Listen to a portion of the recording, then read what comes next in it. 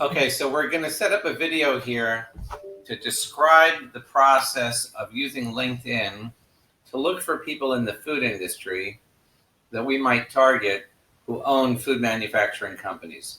So I'm starting with 19 million people in the United States, and I want to choose food production. So let's start with that under the industry here. So when I click this, LinkedIn is going to do a search, and now I have 641,000 people.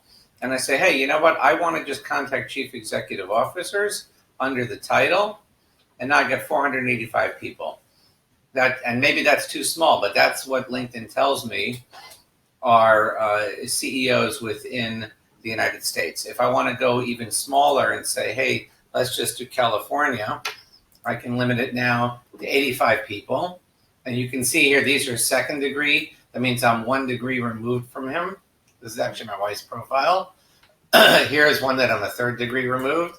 But you can see these are food companies. Bondell Fresh Americas,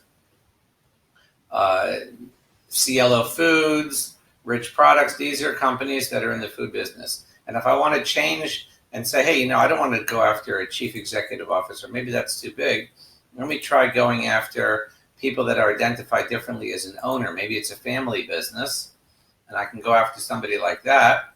I can put in here a particular type of food if I wanted to, so I could put in bananas just as a search. And I got 5 people that are in the that have something to do with bananas. Maybe bananas is not the best choice, but the point is that I can use keywords. I can use different filters in Sales Navigator in order to get to the audience that I want to reach.